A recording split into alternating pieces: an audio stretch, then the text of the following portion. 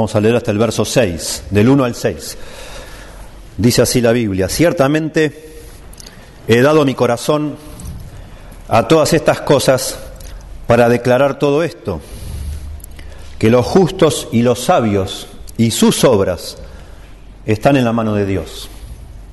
Que sea amor o que sea odio, no lo saben los hombres, todo está delante de ellos. Todo acontece de la misma manera a todos.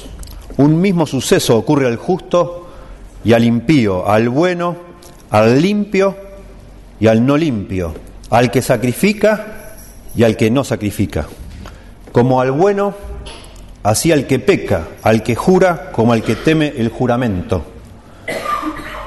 Este mal hay entre todo lo que se hace debajo del sol, que un mismo suceso acontece a todos, y también que el corazón de los hijos de los hombres está lleno de mal y de insensatez en su corazón durante su vida, y después de esto se van a los muertos.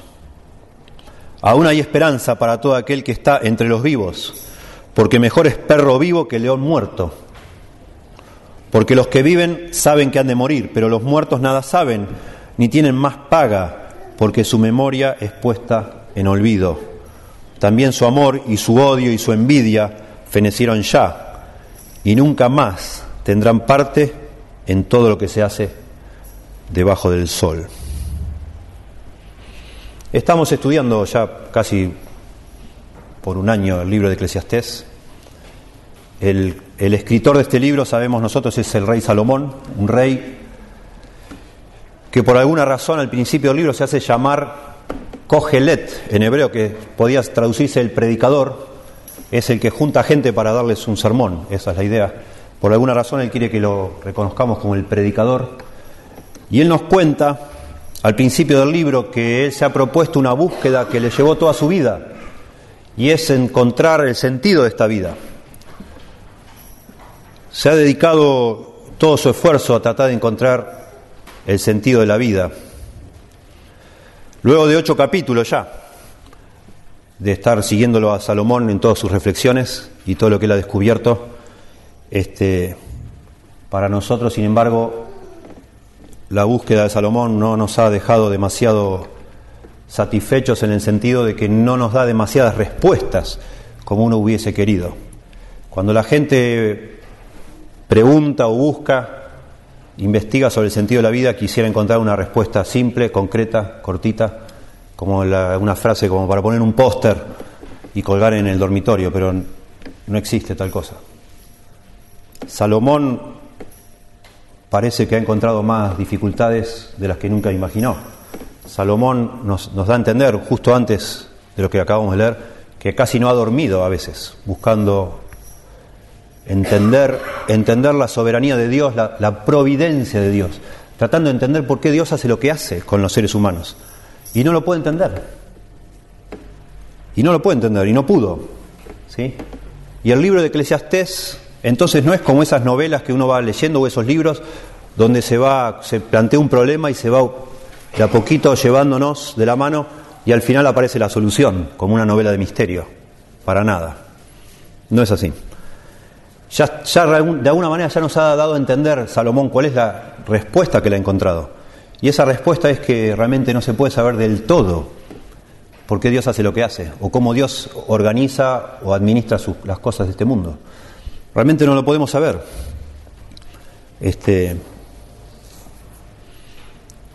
En lugar de eso, este libro de alguna manera nos mantiene a todos nosotros aún luchando con esas respuestas, con los problemas de la vida, ¿sí? Sin embargo, Salomón, y eso es algo para mí maravilloso de este libro, a medida que va avanzando con estos enigmas que no se pueden resolver, nos va enseñando a confiar en Dios, nos va enseñando a descansar en Dios, aunque no sepamos todas las respuestas. Y eso es para mí una de las cosas más hermosas de este libro. ¿Sí? En lugar de cuestionarlo todo, en lugar de terminar con un cinismo, una actitud de desánimo ante estos interrogantes, Salomón nos invita a nosotros, como él, a confiar en Dios, descansar que Dios sí tiene la respuesta, y algún día, no debajo del sol en esta vida, sino algún día en la otra vida, vamos a entender todo. Ahora no. no podemos. Entonces lo que vamos a hacer ahora, realmente el capítulo 9 empieza la última sección del libro, que va hasta el final. Y acá empieza Salomón de una manera asombrosa, empieza a introducir consejos en forma de imperativos que no había pasado antes. En la porción que hoy vamos a ver no hay ningún consejo. Está preparando todo para el consejo que viene la próxima semana, en lo que vemos la próxima semana, pero ahora es como que Salomón realmente ya no tiene demasiado más para revelarnos a nosotros, sino que va a volver sobre sus pasos y va a ayudarnos a nosotros a ver implicaciones de eso, que ya él de alguna manera ya nos ha dejado saber de su investigación.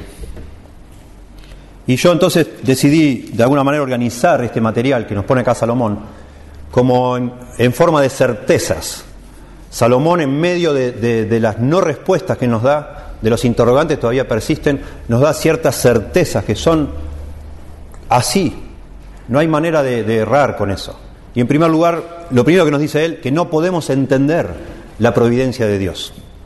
Y eso me voy a permitir ir a lo que vimos la semana pasada, para enganchar con lo de ahora, porque hay una conexión obvia entre el final del 8, capítulo 8, y el principio del 9. Sigue hablando de lo mismo.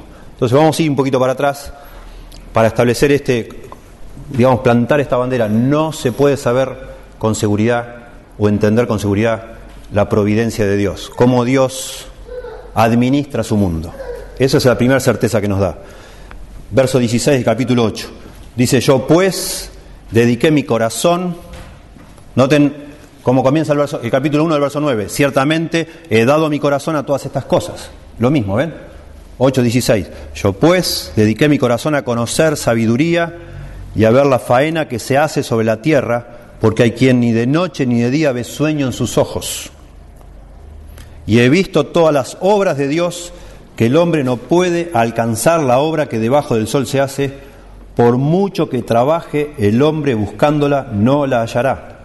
Aunque diga el sabio que la conoce, no por eso podrá alcanzarla. Nos está diciendo Salomón acá, como una conclusión de todo su esfuerzo que dedicó su corazón a buscar, es que no podemos entender, ni él pudo, ni nadie puede entender la providencia de Dios. Así se llama la palabra técnica. La providencia es la manera en que Dios administra los asuntos de esta tierra. Todas las cosas que están bajo su mano, su soberana mano. Esto es algo de honestidad. Él comienza el libro diciendo que se había propuesto hacer una búsqueda, y él honestamente nos dice que no se puede saber. No se puede saber. Y si alguno acá aparece dice que él sí encontró el secreto, está mintiendo, dice acá. Nadie lo puede saber. Aunque diga el sabio al final del capítulo 8 que la conoce, no por eso podrá alcanzarla. No es posible. Salomón ha aprendido, llegando hasta acá, que la vida es una experiencia agotadora. Acá habla de una faena. Verso 16. Yo pues dediqué mi corazón a conocer sabiduría y a ver la faena que se hace sobre la tierra. Es un trabajo interminable, ¿no? Agotador, pero que nunca jamás una persona encuentra el final cuando se propone entender a Dios. No se puede entender del todo. Y aún no sabemos si habla del mismo o si habla en general. Probablemente él está incluido acá. Llega al punto esta faena de ser tan intensa que aún hay veces que uno ni duerme tratando de desentrañar los misterios de este mundo. Y no lo puede, no los encuentra. Es como que Salomón nos está llevando al límite del conocimiento humano. Hasta acá puede llegar un ser humano. No hay más. No podemos saber más. Debajo del sol, o sea, en esta tierra. No hay más para saber. No se puede. Y no es el único realmente Salomón que a lo largo de su vida ha llegado a esta conclusión o ha llegado a esta realidad que no se puede entender. Lo que pasa es que la mayoría de las personas responden diferente que Salomón. Muchas personas, ante todos estos enigmas que nos presenta el mundo tal cual es, llegan a la conclusión que Dios no existe, no puede existir. Es obvio que no existe, dicen ellos. ¿Cómo puede existir un Dios con las cosas que pasan? No hay sentido, pasan muchas injusticias. Y ya las describió Salomón acá un poquito antes, en el capítulo 8. No puede ser que exista Dios. Y si existe es como un cínico. ¿Cómo puede ser que permita que una persona inocente le pase tal cosa, que a este que era un desgraciado le vaya tan bien? Y todas estas cosas, parece que está todo patas para arriba. Otras personas, ante todas estas preguntas sin respuesta, llegan a la conclusión, no ya del ateísmo, digamos, de que Dios no existe, sino dicen, bueno, si hay un Dios, no tiene idea de lo que está haciendo. O sea, de alguna manera creó todo y lo dejó, porque no sabe más qué hacer, y está todo como a la deriva, digamos así, como un barco que se soltó de las amarras y no se sabe de dónde va a terminar. Shakespeare pone en la boca de uno de sus personajes, Macbeth, pone estas palabras fuertes. Dice, un cuento contado por un idiota, lleno de ruido y furia que no significa nada. Así ven muchas personas este mundo, ante todos estos enigmas que vimos la semana pasada, ¿no? Que Salomón los describe muy bien acá en el capítulo 8, que dice que a veces Dios parece que recompensa a los malvados y castiga a los justos, y no se puede entender. Bueno, qué hermoso, porque Salomón no está deprimido, Salomón no está en un pozo de desesperación acá, sino que Salomón ante estos enigmas responde con reverencia a Dios, con fe, y reconoce que es algo que le pertenece a Dios y no a nosotros, los mortales, de entender. Y él reconoce con humildad que no tiene las respuestas y que el que pretende tenerlas realmente se está presumiendo, porque no lo sabe, nadie lo sabe. Lo más sabio que nosotros podríamos hacer es, como Salomón, humildemente admitir que somos finitos, somos pequeñitos frente a la grandeza de Dios, y Dios tiene la prerrogativa de guardarse información que no nos va a compartir a nosotros, ni nos va a dar cuentas de por qué hace lo que hace. No lo vamos a entender. Y lo que hoy en día parece una injusticia, seguirá así, no se va a cambiar, y algún día en la otra vida, encima del sol, se va a hacer justicia perfecta. Eso es la confianza de Salomón, que recién se va a nivelar, por decir así, de acuerdo a como Dios ha establecido, una vez que todos hayamos muerto, no antes. Nunca jamás nosotros deberíamos tener la actitud arrogante de pretender sujetar a Dios a nuestros razonamientos. Eso es una necedad enorme, de solo aceptar como valioso y cierto, genuino, lo que yo puedo entender, lo demás no existe. Eso es ponerme yo en el lugar de un ser superior, una deidad, que obviamente no lo soy. Todo lo que yo no entiendo no existe, todo lo que la ciencia no puede medir con sus aparatos no existe. Así ha llegado a la conclusión la ciencia, y por eso es tan soberbia, y por eso se equivocan, porque la ciencia no puede medir un ángel, por ejemplo. Entonces dice, no, los ángeles no existen, son cosas para niños. La ciencia no puede medir o encontrar o ver o pesar el alma humana, no existe. El cielo no existe, la vida eterna no existe, el infierno no existe, no está en ningún lado. Lo buscamos, no lo encontramos, no está, no existe.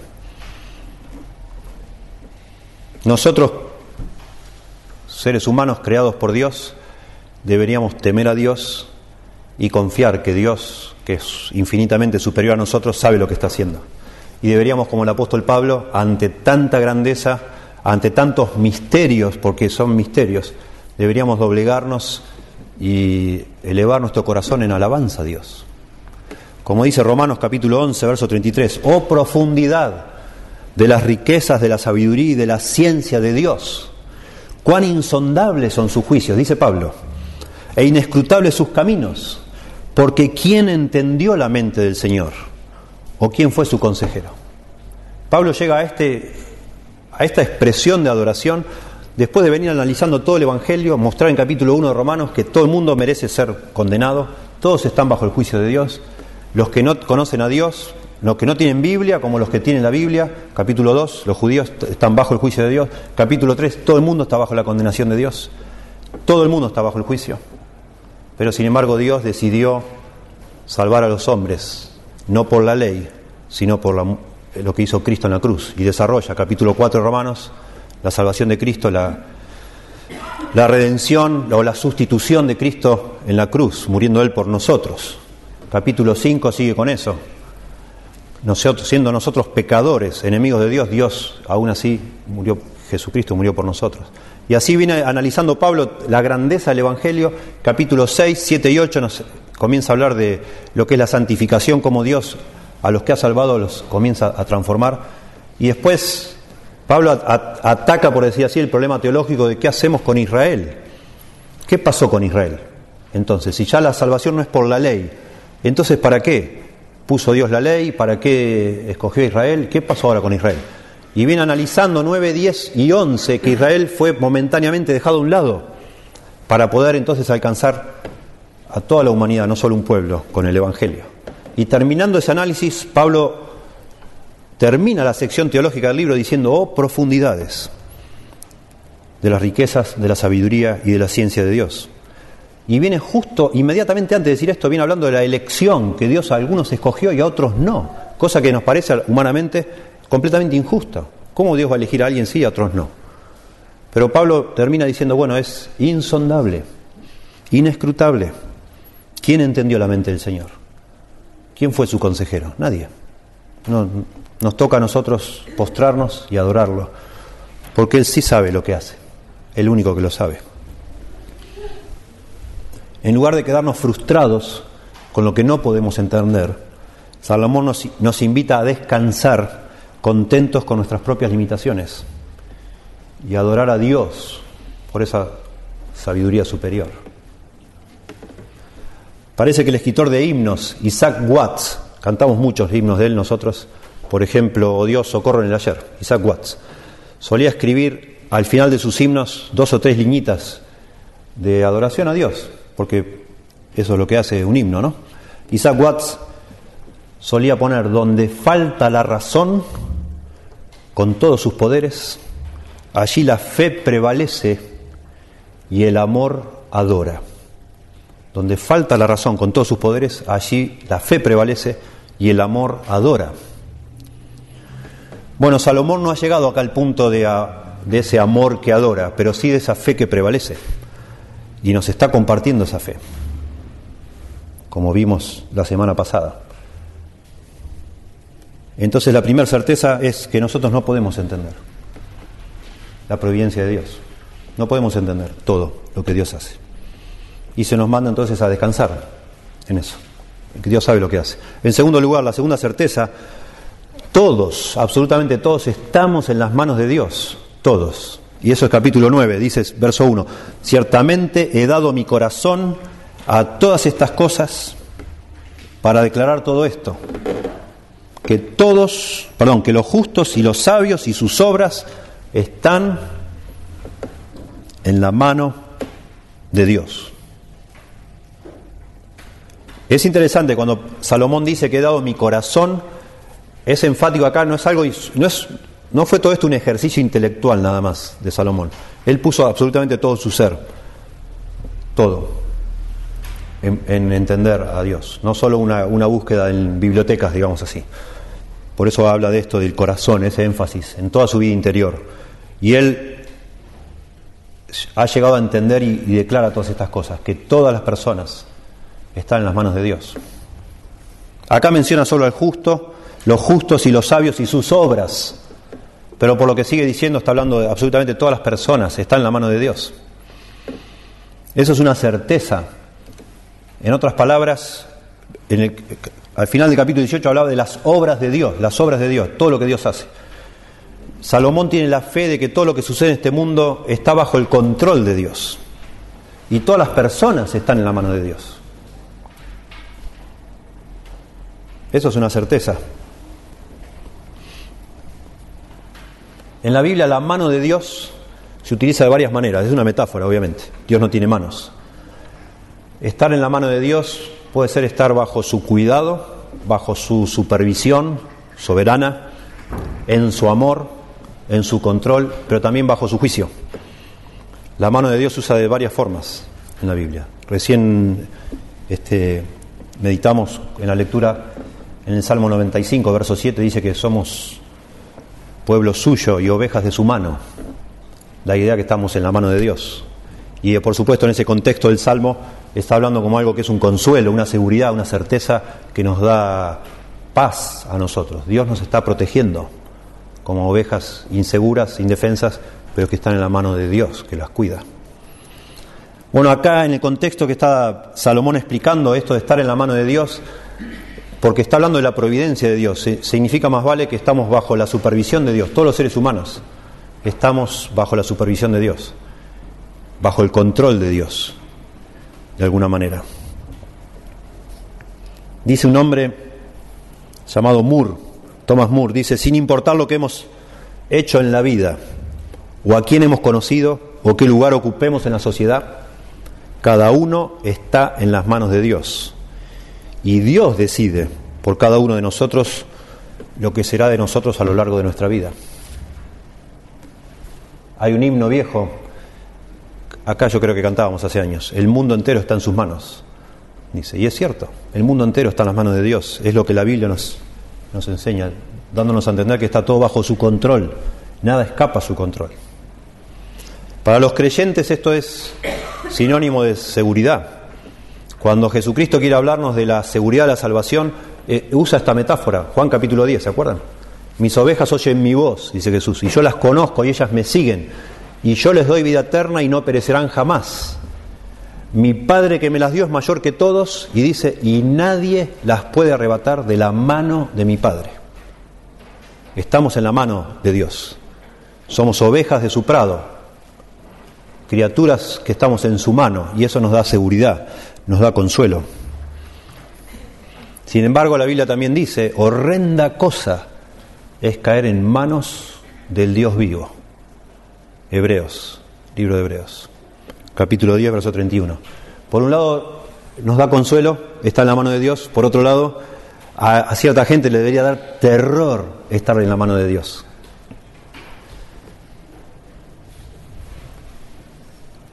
Salomón está seguro que todo el mundo está en la mano de Dios. Todos estamos en la mano de Dios. Lo que él no está seguro es en qué forma. En esa forma que nos da seguridad o en esa forma que nos haría temblar de miedo porque es castigo. Y eso es lo que la siguiente punto, digamos, certeza. La primera dijimos, no podemos entender completamente la providencia de Dios. La segunda certeza, todo el mundo, todas las personas están en la mano de Dios. Nadie se escapa a los planes y al control de Dios. Pero la tercera certeza es que no se puede saber quién está en la mano de Dios, digamos así, hallando el favor de Dios, y quién está en la mano de Dios sin tener el favor de Dios. O sea, no podemos nosotros saber quién tiene y quién no tiene el favor de Dios sobre su vida. Noten lo que sigue diciendo acá. Capítulo 9, verso 1. Ciertamente he dado mi corazón a todas estas cosas para declarar todo esto, que los justos y los sabios y sus obras están en la mano de Dios. Que sea amor o que sea odio, no lo saben los hombres. Todo está delante de ellos. ¿Qué significa esto de que sea amor o que sea odio? No lo saben los hombres. ¿Es lo que dice el original? ¿Está bien traducido acá? ¿Es así lo dice? La discusión es el amor y el odio. ¿De quién está hablando? ¿Amor y odio de Dios hacia los seres humanos? ¿O amor y odio de los humanos entre los humanos? Hay gente que cree que se está hablando del amor y odio entre nosotros, entre las personas. Porque en el verso 6, acá mismo, dice, también su amor y su odio y su envidia fenecieron ya, y nunca más tendrán parte en todo lo que se hace debajo del sol. Entonces, ahí está claro el verso 6, que el amor y el odio es de las personas. Una vez que mueran ya no van a tener ni amor, ni odio, ni envidia, dice ahí. Entonces dice, bueno, si en el verso 6 es el amor y el odio de las personas, acá en el verso 1 debe ser amor y odio de las personas. Sin embargo, no coincide esa interpretación con el flujo de pensamiento de lo que viene pasando. Es más natural pensar que el amor y el odio acá son el de Dios hacia nosotros. Y entiendo yo también por el contexto, el verso 7 habla de las personas que son amadas por Dios. Noten el verso 7, que lo vamos a ver la próxima semana. Anda y come tu pan con gozo y bebe tu vino con alegre corazón, porque tus obras ya son agradables a Dios. Lo que está diciendo Salomón acá es que nosotros los seres humanos no podemos saber quién está recibiendo el favor de Dios y quién está recibiendo rechazo de parte de Dios.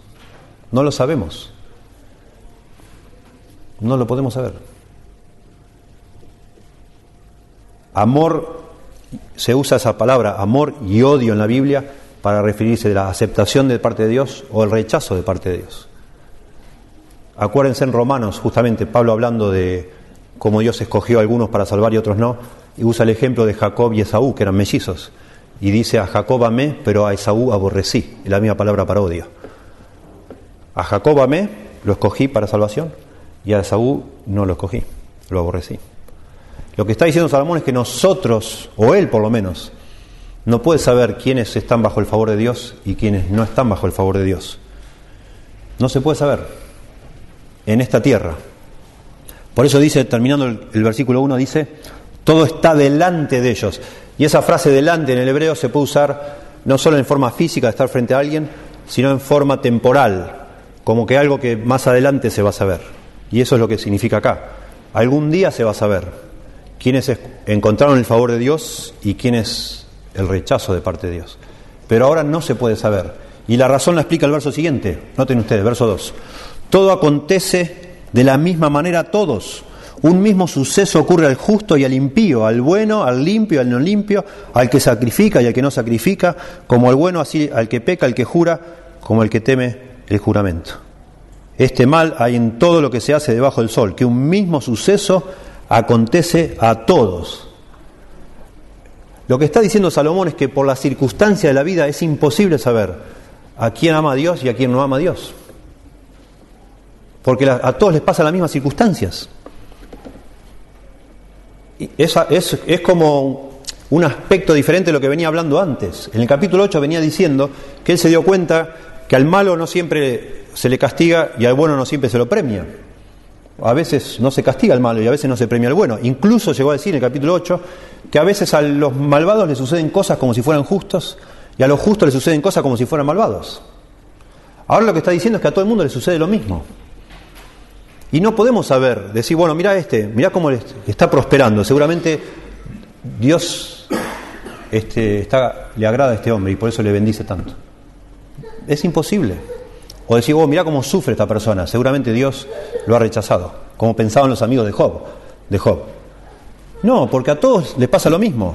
Tanto a buenos como a malos sufren montones de cosas. Tanto buenos como malos son bendecidos y prosperan y les va bien en un montón de otras cosas. Es imposible saber, mirando las circunstancias de la gente, si esas personas son amadas u odiadas por Dios, o son aceptadas o rechazadas por Dios. No lo podemos saber. Impresionante. Piensen ustedes. A mí hace años realmente me cautivó este asunto. ¿Cómo puede ser que a todos nos pasa lo mismo? Esto es mentira de que venga, que Dios le va a bendecir, que se usa para invitar a la gente a las iglesias. Gente que es supersticiosa y les hablan por la televisión que les está yendo mal porque porque no ofrendan lo suficiente, porque no aman lo suficiente a Dios, o porque no hacen cosas lo suficientemente, extravagantes para que Dios les responda con bien. Y hacen de esa manera manipular a la gente. Ustedes saben, le sacan el dinero. Si usted hace esto, Dios le va a dar esto a cambio.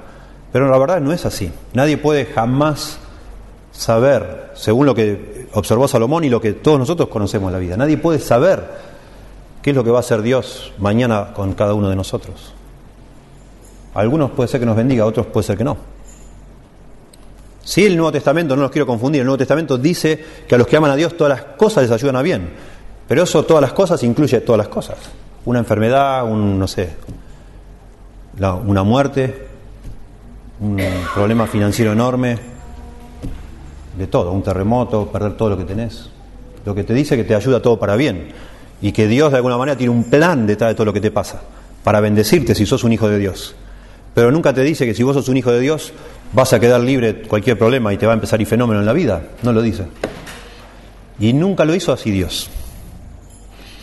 Cuando Agustín escribe un libro famoso de la antigüedad, fue el libro más largo de toda la antigüedad, La ciudad de Dios. Escribe Agustín el teólogo cristiano.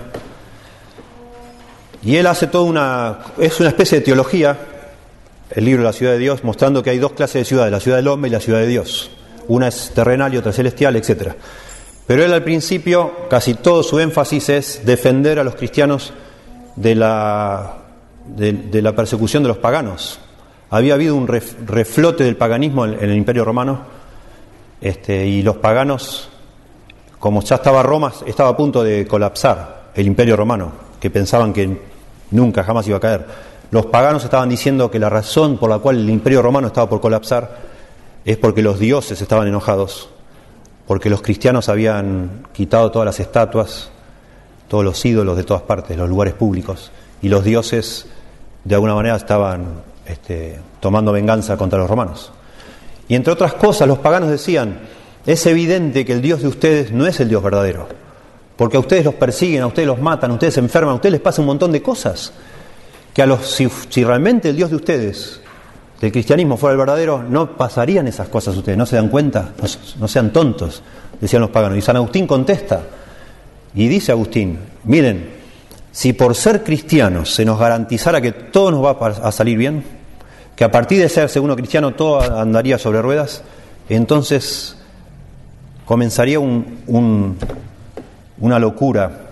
Todo el mundo quisiera hacerse cristiano, pero por las razones equivocadas.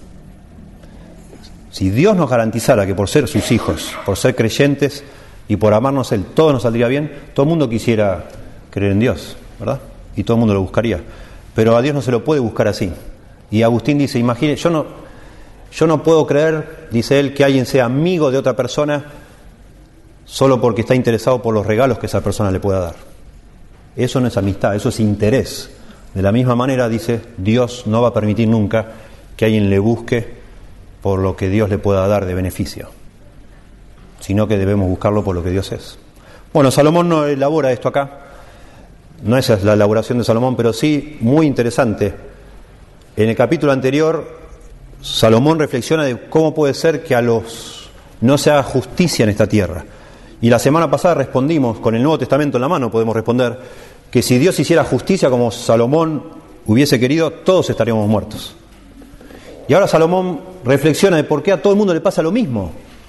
¿Por qué Dios de alguna manera nos protege de una forma especial a los creyentes para que no nos pasen cosas malas? Bueno, la respuesta no la da Salomón, pero de alguna manera también está implícita que si fuera así, no existiría la fe. ¿Dónde metemos la fe?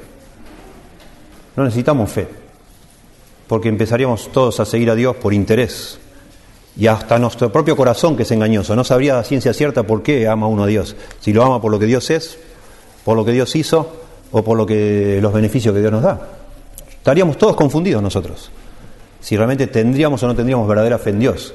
En cambio, a nosotros se nos pide a nosotros esperar con fe a la siguiente vida, y ahí sí el Señor va a recompensar a las personas de fe y va a castigar a los malvados, pero no en esta vida, no en esta vida. Noten qué interesante cómo describe a ambos grupos Salomón. Capítulo 2, hablando, dice, de los buenos o de los creyentes: justo, bueno, limpio, al que sacrifica. Y del otro lado, digamos, los que no hallan el favor de Dios son los impíos, los no limpios, los que pecan y los que temen el juramento, en el sentido de no quieren jurar, no se quieren comprometer nunca con Dios.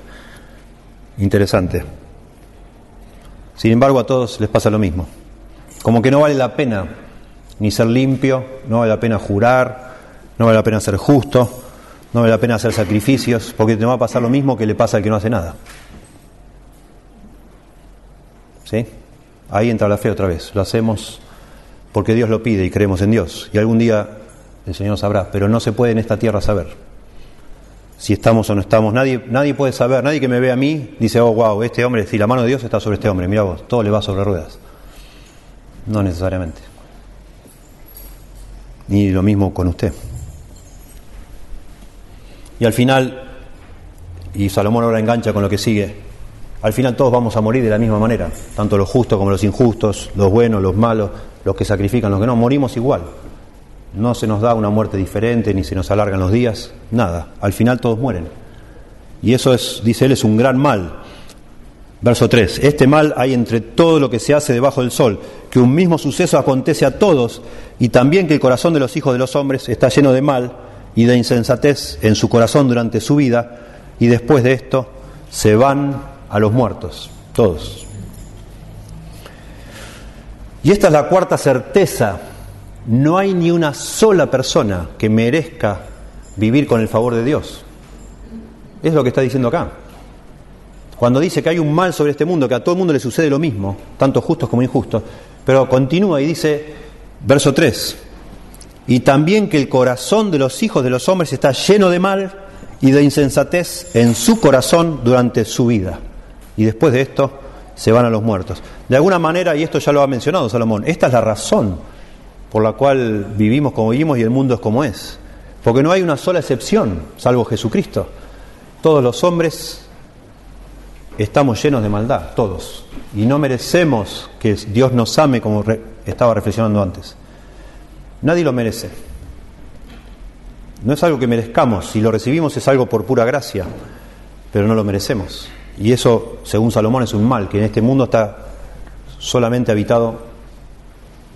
Antes había hablado de los justos, los limpios, los que sacrifican y los malos, pero ahora dice que todos los hombres, noten que es un problema universal y que es un problema que sale del interior de los hombres, del corazón. El origen es en nuestro corazón. En el corazón de los hijos de los hombres, universal porque dice todos los hombres, los hijos de los hombres, no hay excepción. Está lleno de mal y de insensatez en su corazón durante su vida. Nos habla de esto, es un problema dominante, está lleno de mal y de insensatez. Es algo que nos domina, que es universal, que está dentro de nuestro interior, nos domina y que es irremediable, porque dice durante todos los días de su vida. No hay forma de liberarnos de eso. Este es el factor, por decir así, en la ecuación que los que dicen que son ateos dejan fuera de todo este análisis que ellos hacen. ¿Cómo, si existe Dios, puede haber esto? Puede existir semejante injusticia y haber las desigualdades que hay. Pero ¿usted pensó cómo somos los seres humanos? ¿Usted se da cuenta de lo que está diciendo? Si Dios hiciera... ¿Por qué Dios no hace algo? Si Dios hiciera algo, tendría que barrer a todos los seres humanos. Porque en todos los seres humanos su corazón está lleno de maldad y de insensatez. Todos los días de su vida. Y por último, Salomón nos hace pensar algo dentro de todo curioso. Mientras haya vida, habrá esperanza. Eso es lo que está diciendo acá.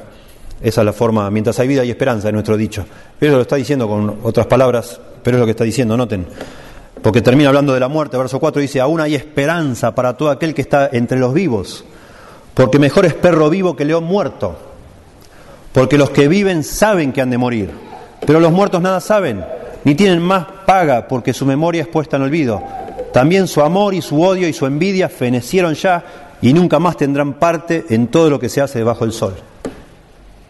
La última de las certezas es que mientras una persona esté viva, todavía tiene esperanza, y agrego yo, interpretando esto, de hallar el favor de Dios. Él ha dicho que... Primero ha dicho que no podemos entender la providencia de Dios. Después ha dicho que todo el mundo está en las manos de Dios. Ahora después nos dijo que no se puede saber quién tiene el favor de Dios y quién no tiene el favor de Dios. Después nos dice que nadie merece el favor de Dios. Y ahora nos dice que mientras estemos vivos tenemos tiempo, tenemos esperanza de encontrar el favor de Dios. Porque una vez que estamos muertos ya no hay forma. Si no lo encontramos en vida, el favor de Dios no lo encontramos más. Es la única oportunidad mientras estamos vivos. Por eso dice, aún hay esperanza para todo aquel que está entre los vivos. ¿Esperanza de qué? Bueno, de lo que viene hablando. Si encontramos el amor de parte de Dios, somos amados por Dios o no. Aún hay esperanza mientras estemos vivos. Porque mejor, y esta es la explicación que da, usando un proverbio que parece que fue muy popular en esa época, no solo entre los hebreos, sino en las culturas de alrededor, porque mejor es perro vivo que león muerto. Súper claro el ejemplo. Un león para todos ellos, y como hoy para nosotros, y significaba algo majestuoso. Incluso en Israel era el símbolo de la casa real. El león de David era el Mesías. Y un perro en aquella cultura era algo despreciable. Los perros eran, incluso se usaba la palabra perro para describir a un falso maestro, según Pablo. Los perros. ¿Sí? Goliat le dice a David: ¿qué soy yo acaso, un perro que venís a luchar contra mí con un palo, con palos? Era algo despreciable los perros. Y lo que está diciendo acá es que es mejor ser un perro despreciable, vivo, que un león majestuoso, real, muerto. ¿Y por qué eso? ¿Por qué está diciendo eso? Pablo dice que para él era mejor estar muerto que estar vivo. El morir es Cristo, el vivir es Cristo y el morir es ganancia, dice Pablo. Bueno, pero de este lado de la Biblia, digamos, antes que haya venido Cristo, antes de tener esa luz del Evangelio, y en el contexto que está hablando Salomón, es mejor estar vivo que estar muerto. Porque el contexto acá es hallar el favor de Dios. Una vez que estás muerto, ya está. No hay manera de cambiar la suerte, digamos. Es ahora o nunca, mientras estamos vivos, arreglar nuestras cosas con Dios. Y explica el porqué. Después que habla de esto del perro y el león, verso 5, miren la ventaja de por qué es estar vivo. Dice: porque los vivos saben que han de morir. ¿Qué ventaja es esa? Los vivos saben que un día se van a morir, esa es la ventaja. En cambio los muertos no saben nada, dice acá. ¿Qué es? ¿Está hablando en contra de la vida después de la muerte, Salomón? Hay gente que cree que acá está hablando como que Salomón no entendía y era escéptico hacia la vida después de la muerte. No está hablando de eso. Está diciendo que los vivos saben que van a morir y entonces tienen esperanza ante el temor a la muerte de ponerse las pilas, por decir así, y arreglar las cosas con Dios. En cambio los muertos ya no pueden hacer nada. Ni tienen más paga, no hay recompensa para alguien que está muerto. Porque su memoria incluso es puesta en olvido. Las personas de un muerto enseguida se olvidan. Ya está, ya fue. Y verso 6 dice: también su amor, su odio y su envidia fenecieron ya. La palabra envidia en el hebreo, algunas versiones creo yo lo traducen mejor, habla de sus pasiones. Es la palabra que se usa para celos, para envidia, pero también de unas pasiones muy extremas, digamos. Una vez que uno muere ya no tiene ni amor, ni odio, ni pasiones. Y nunca más tendrán parte en todo lo que se hace debajo del sol. O sea, obvio, una vez que uno está muerto, ya no pertenece más a esta vida. Ese es el punto. Pero acá no está Salomón hablando en contra de la vida después de la muerte, sino en el contexto, nuevamente está diciendo que ahora, mientras estamos vivos, es el momento de encontrar el favor de Dios. Y a partir del verso 7, que vemos la semana que viene, nos va a hablar de lo que es vivir con el favor de Dios y cómo se debe vivir cuando uno sabe que ha encontrado el favor de Dios. Y todo esto con muy poca luz, porque todavía no vino Cristo, todavía Cristo no conquistó la muerte, como dice en 1 Corintios 15. Todavía no se sabe de la obra de redención que hizo Cristo por nosotros. Nosotros hoy tenemos el cuadro completamente frente a nuestros ojos. Y podemos con certeza tomar esto, como lo dice Salomón, pero y completarlo aún más. ¿Sí? Sigue siendo cierto que nadie puede ver por las circunstancias que rodean mi vida si Dios me ama o no me ama, pero yo puedo sí saber que Dios me ama, y usted también puede saber que Dios lo ama. Porque el Espíritu Santo da testimonio a nuestro espíritu que somos hijos de Dios, dice la Biblia. Porque si nos hemos rendido a Cristo, sabemos si estamos o no bajo el favor de Dios, pero no debemos mirar nuestras circunstancias para saber si Dios me ama o no me ama, porque vamos a ser confundidos. Y eso es lo que le pasa a veces a los creyentes. Es notable cuando a algún creyente le pasa una desgracia, una de las primeras cosas que sucede es que duda: ¿seré yo salvo? ¿Será que realmente Dios está enojado conmigo? ¿Me estará castigando? ¿Qué pasará? Bueno, tenga cuidado, no necesariamente. A grandes hombres de Dios, grandes mujeres de Dios, en la Biblia mismo le han pasado muchas cosas muy feas. No, vea la lista de los héroes de la fe de Hebreos 11. Muchos fueron aserrados por la mitad, dice, comidos por leones, etcétera. Los héroes de la fe.